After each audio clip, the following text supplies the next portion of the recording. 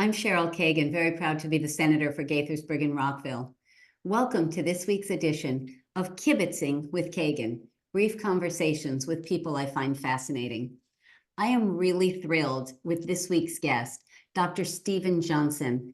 He was the keynote speaker at Rockville's Memorial Day Parade this week, and I had to grab him and say, I want to kibitz with you.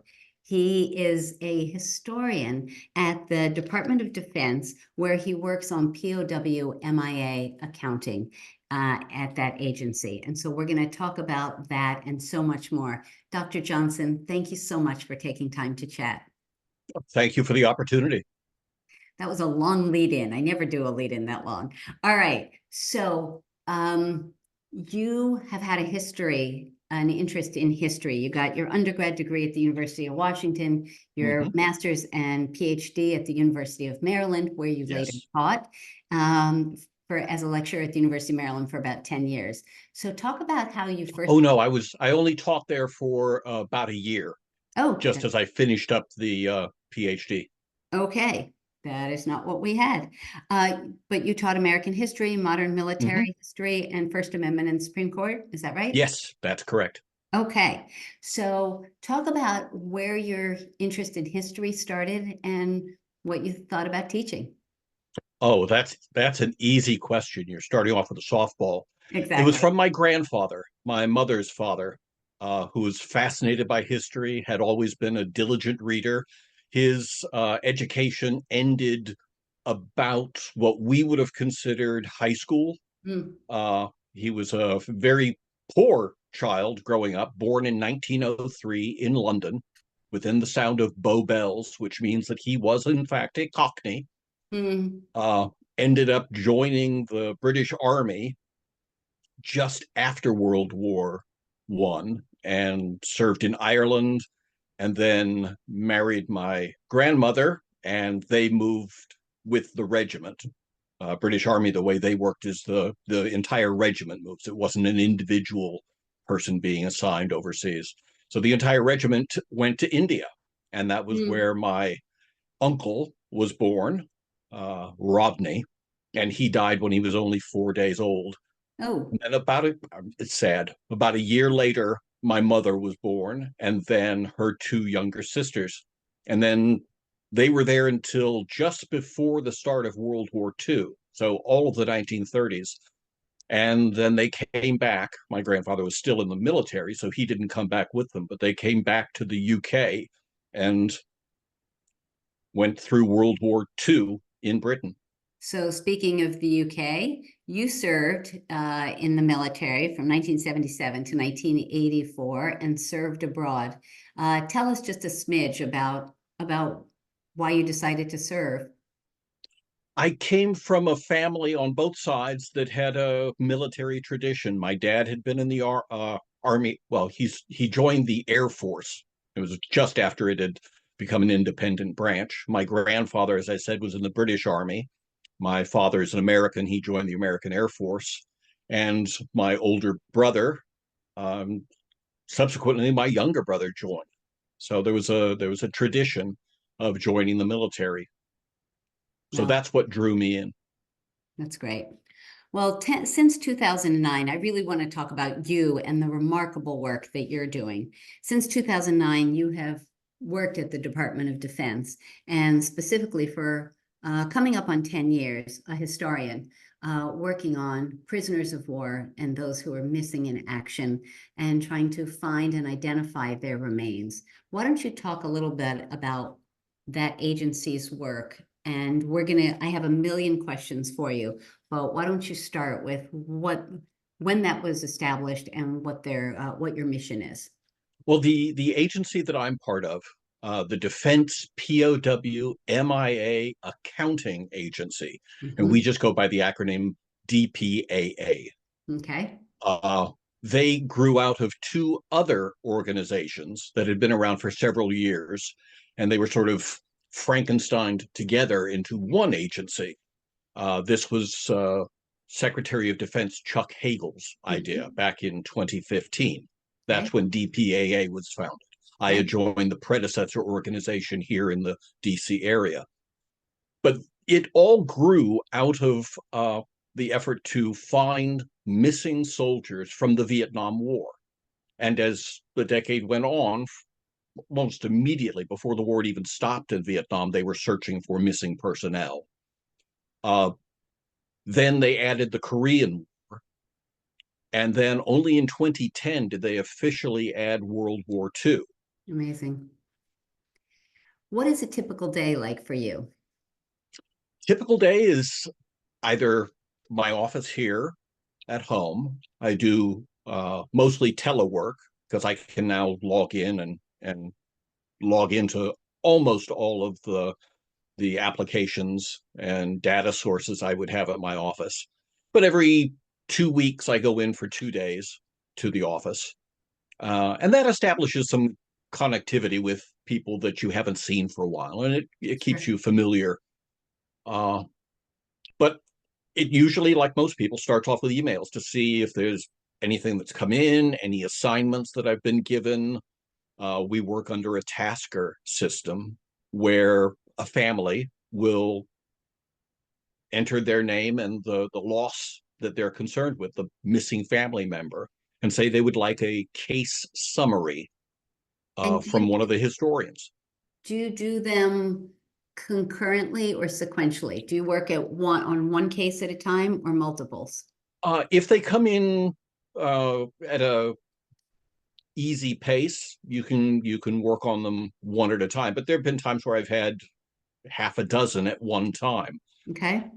The goal is to make sure you get it right, not get it done on Tuesday. So when you say goal, what is the goal of your agency? Is it realistic to hope that we could identify the every remains of every missing person? No, Okay. no. There are almost half of the World War II remains. I'll speak to that because I'm most familiar with World War II losses, and that counts the Pacific theater as well as the Atlantic and Europe, North Africa. Uh, 72,000 missing, split between the two theaters, and almost half are what are considered non-recoverable. They were Because, on board a ship and the ship sank in the middle of the Pacific Ocean, or the sure. plane went down. And although we can't predict the way future technology might unfold, right now, and it's only the fair thing to do when you're talking to the families, is we say this one at present is non-recoverable. Hmm. They don't come off our books. The only way a person comes off our missing rolls is if they walk in the door and say, "Hey, I'm here," and that's a happy one. But that's not going to happen for World War II losses. Right. Or if we recover remains and scientifically identify them as the missing person, and that's when they come off the list. So let's talk about that. Obviously, you have tools that 30 years ago, 50 years ago, no one had. So DNA, you told the story on Memorial Day of a surviving sister, and you were able to get her DNA and therefore identify her late brother. Uh, Mm-hmm. how how often does that happen? What is your success rate? Well, our goal is to go for 200 identifications spread between World War II, Korea, Cold War, and Vietnam. Get 200 identifications a year. And we sometimes meet that goal, sometimes we exceed, sometimes we fall short of it. But that's the way the legislation mandating 200 was written, was that we should have the capability to reach that goal. Yes, There's no guarantee, and we're sure. not we're not mandated that we have to get it, but we need to be fully funded and have enough personnel to do 200 a year. And how many people are doing what you do? Strictly historians and research analysts, there's Mhm. probably split between the folks in Offutt, Nebraska, and Hawaii, and the DC office, probably 75 to 100. Okay. Um, so talk about, so POW/MIA is Mm-hmm. in your name, it's on the flag, why don't you talk about how those two categorizations are similar or different in terms of your work? Uh, my work, usually as a World War II analyst and historian, has very little to do with POWs. Some of the boys I'm looking for were in fact known to be prisoners of the Germans or the Italians before they died, and their remains went missing. But there's nobody from World War II that we think is still being held captive outside Hamburg. Uh, for a long time, when the mission first started with Vietnam families, there was a real and understandable belief that there might be Americans still held in Southeast Asia. Mm, We now are fairly confident that that is not true, no longer. But you have to be very careful when you discuss that. I'm fortunate in that I don't deal with Southeast Asia losses or Korean War losses, because those wounds and that those losses are very close yes, to the folks who are still awaiting, in many cases, husbands, some cases, sons. yes. Talk to me about the difference in your job between, you mentioned Germany and Italy. Those are allies of ours. What about in, Korea or other countries where we don't get along so well? What are Well, the differences? South Korea has been North Korea. very, Sure, very helpful. sure. Uh, Under the last administration, uh, President Trump was able to uh, effect a turnover of remains that the People's Republic of North Korea had, and Mm, we've been getting identifications out of those. nice. We would love to be able to go in country and investigate places where we have strong suspicion that there was a burial Yes. or a cemetery of some kind. But until that's agreed on by the United States government and the North Koreans, there are other pieces of work that we can do. Have you As far as World War II, though, the Italians and the Germans and the Japanese are very helpful and supportive of our mission, as well as the Republic of the Philippines, where we have a number of people still missing mm, from World War II. hmm Have you ever found, not you, but has the agency ever discovered or been notified of an unmarked grave or a mass grave with multiple people, and then through DNA been able to identify some of the fallen soldiers? In many cases, for World War II, these are graves that might have been discovered closer to wartime, Mm, late 40s, early 50s. hmm One of the things we've noticed, and I say we in a sort of corporate sense, it's Sure. actually the people who were working long before I was even born hmm on this issue, is you can tell whether or not the person that you've recovered, the remains that you've recovered, were treated with respect by how Mm, they're buried. If the mm, body is just tossed in a grave and the arms and the legs are crossed and the sure. head is to the side, that means, and it may not have been intentional, it may have been they just had to bury the body quickly. hmm But if the person has been laid out, arms across their chest, mm, in a sort of position of repose, yes. that speaks to a certain respect for the remains. Yes. And that tells the anthropologists who do the forensic analysis of the remains that these were buried either by a fellow American or an ally or by a German or Italian or Japanese that was not actively trying to disrespect the remains. Yes. Mm, I've there have been a number of cases that have uh, led to disinterment memos that I've written in the Italian theater, where numerous bodies were buried together, but yes. they were laid out in a respectful manner. And that Yes. helps because sometimes the bodies were not able to be identified at the time, but some were. So you Yes. had four bodies, and you knew that three of them were members of, say, the 3rd Infantry Division, and they all went missing the same day. Mm, That doesn't guarantee that the 4th was also 3rd Infantry Division, lost the same day, mm, but it's a piece of evidence that you want to keep in the back of your head and sure. more wisely write down so you don't forget it. Yes, a data point. A Yes. data point.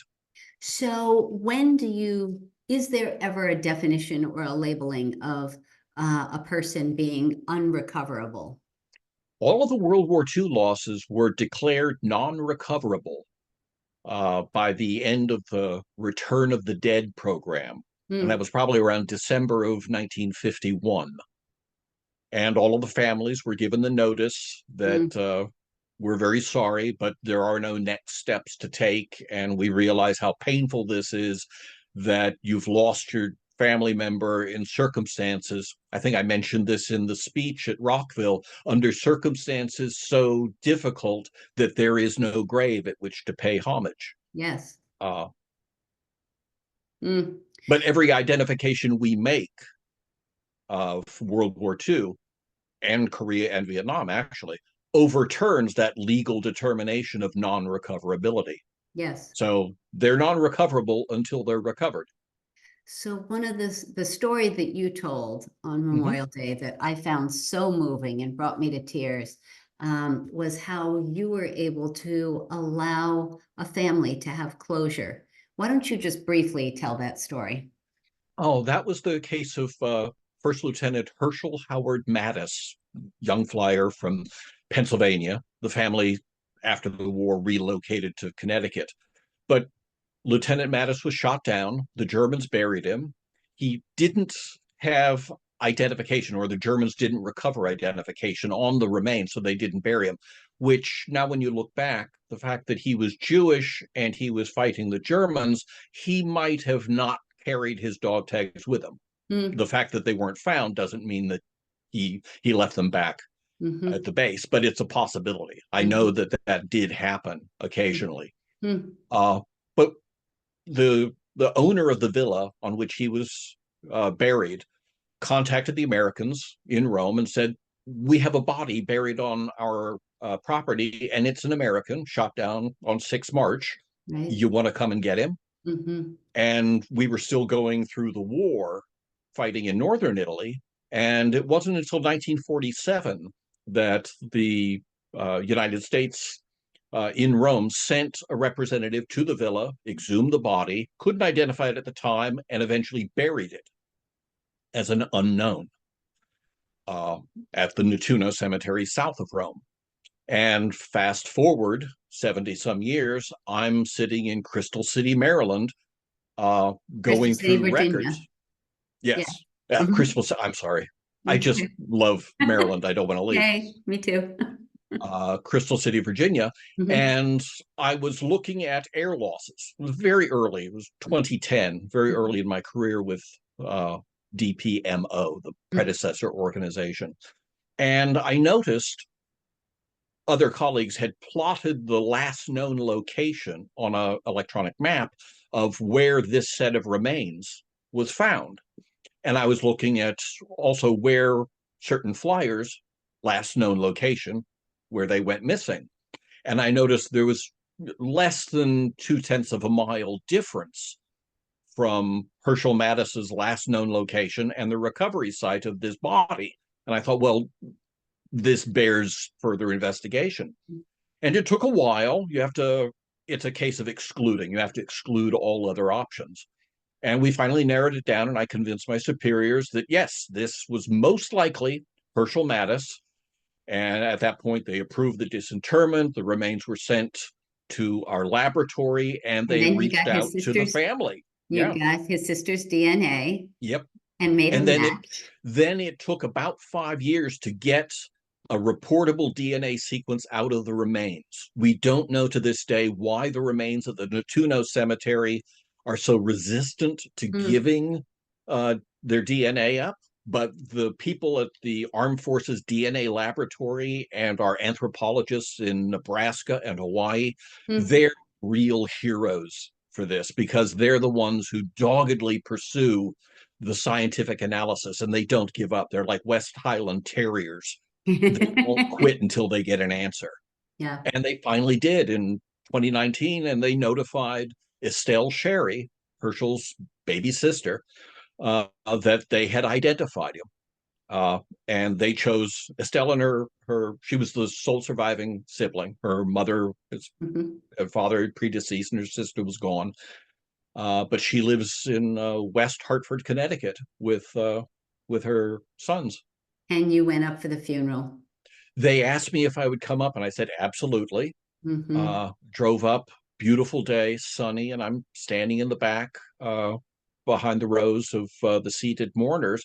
And then one of Estelle's sons comes up to me and just sort of grabs my shoulder and says, "You need to sit up here next to Mom, your family." And I can't tell you how proud that made me. I Amazing. know. Amazing. Um, are there international laws on respect for remains, and do countries observe them? Are there consequences if they don't? They would usually come under national laws having to do with desecration. Uh, there, almost every country has certain anthropological or archaeological laws. You can't dig in Roman settlements. Hmm. They're guaranteed, they're protected, but those vary country to country. The the practice of desecrating the remains of the dead is fairly unusual. I'm sure it has happened and might still happen, but not sufficiently often to be a concern. Most people, even countries with which we were enemies, uh, have a respect for the remains, and it's reciprocal because they want to know that Americans or British who find Hmm. Axis powers remains will Hmm. treat them with respect. Hmm. Well, I don't want to detour us too far out of the way here, but and for those who are queasy and don't want to hear this, walk away from your computer or your podcast for a minute. Um, I recently, as a feeling of obligation, watched the 47-minute Israel Defense Force tape aggregation of the video and audio from October 7th, and I can tell you there was no respect for the dead. Not only were the Hamas terrorists murderers, but then they did gruesome, awful things to many of their victims. But I don't want to go way down a rabbit hole on that. Um, yeah. So, question, if we always knew that Grandpa was missing, Mhm. is there a public list to know that grandpa's on a list somewhere? And my grandpa is not missing, and but he has passed, but he was awesome. But how can someone make sure that their family member, their loved one, could possibly ever be found because they're on a list of people who are being searched for? The best way to do this was well, best ways I should say are either you would know what branch of service your family member was a part of, Mhm. Army, and that would have included the Army Air Force in World War II. It doesn't become an independent branch until 1949. But Mhm. Army, Air Force, Navy, Marines, Mhm. any of those, Mhm. reach out to just go online and Mhm. look under sort of Google missing servicemen Army World War II, and the interwebs will get you to the right uh, organization. It's usually for World War II ground troops, Army ground troops. It would be organization referred to as Army Casualty. They're service casualty officers, and these are the folks who respond to inquiries from family members. They're the ones who reach out when I put a person on a short list. I'm Mhm. proposing we disinter a set of remains from a cemetery from World Mhm. War II where we have the remains, but we don't know who it is. But Right. I've narrowed the list of possible associations to say a dozen or 40 or three or one. Sure. They'll then reach out to the living descendants of these individuals. They've got genealogists on staff, So Mm-hmm. they'll track the person down. So it's not a case of the family having to do something to sort of motivate the Yeah. government. We are proactive about this. So let me And ask. whenever we go to a certain area of the country, we part of our mission is briefing the families. We will go out, say, 300 miles from, we just recently went to Billings, Montana Mm-hmm. last month. So go to Billings, go out 300 miles, and we look in our records and who are the next of kin of people that are still missing from Vietnam, Korea, or World War II. And we'll notify them that we'll be there that weekend. And would you like a case summary on Sergeant Bill Jones, your grandfather? Right.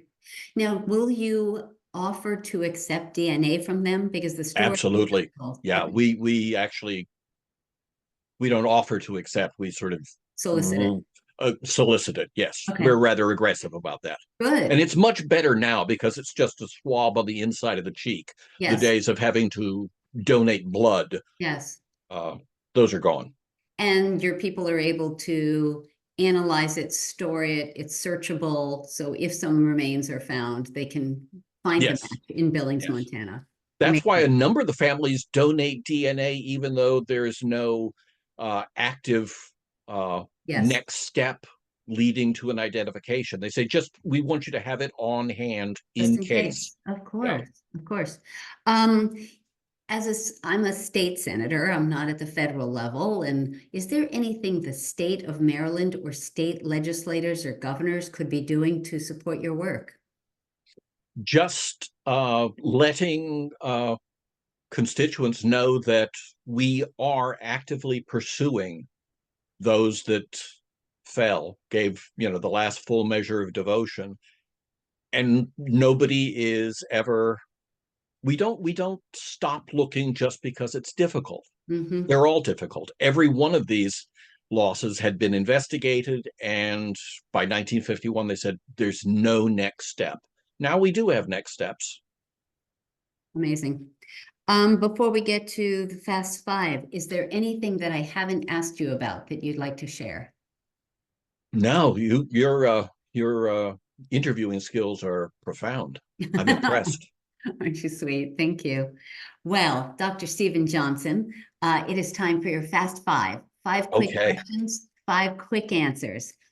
Question number one, what is your favorite military history book? Oh, I'd have to say it's a 3 volume the Liberation series by Rick Atkinson. Uh, he starts off with the beginning of World War II, and mostly it concentrates on uh, the European theater. Army at Dawn would have to be my favorite. Okay. Question number two, if money were no object, where would you want to retire? Italy. Okay. Do you speak Italian? Not well enough, but I figure if I was spending the last 30 years of my life there, my language skills would improve. Buongiorno, spaghetti, Grazie. cannoli, grazie. There we go. That's um question number three. What is your favorite non-history related hobby? Painting. Tell me. Watercolor. Oh, those are yours? Those are mine. Yeah.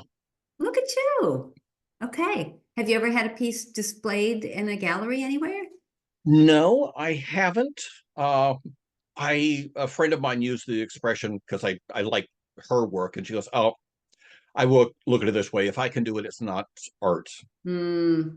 So it's Well, like I like dabbling.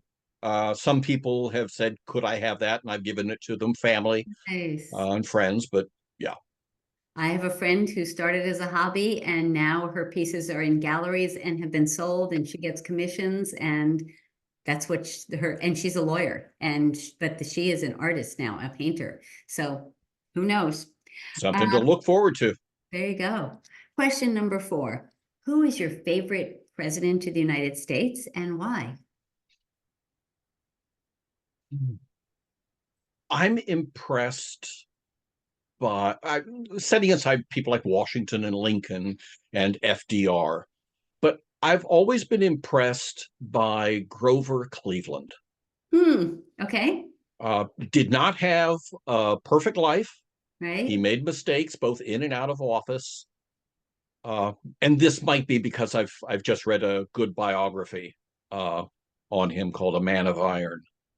Uh, And viewers may or may not know or remember that he's the only president, God forbid that we create another one coming in 2025, but who has served non-sequential terms of yep, office.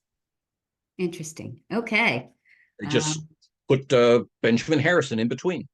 I just went to Benjamin Harrison's home and library actually last year. I love going to presidential libraries. Anyway, question number 5, Dr. Stephen Johnson, historian with the POW MIA Accounting Agency. What is your hidden secret superpower? What is a skill or talent you have, something you're really good at that most folks can't do? And don't say painting, because we've covered that already. I'd have to say biting my tongue. There are times, I don't know whether this is because I'm a shallow individual. I've got a cutting response I would like to give, and it's taken me a long time to develop the skill of not saying it out loud at the moment. I may immediately yell it to the sky once I leave the building, but I learn not to. Uh, it's almost like a flip version of the French expression. I won't butcher the French language, but they call it staircase wit. It's that cutting remark you think of, but you only think of it as you're walking down the stairs out of the Right, building. right. So I think of it while I'm in the room, but I bite my tongue and don't say it. I may say it to a number of people after I leave the room, but I don't say it in the room because it usually does no good. That is impressive. I think out of the couple hundred of these interviews that I've done so far, that might be the first one. I love that actually. That's impressive.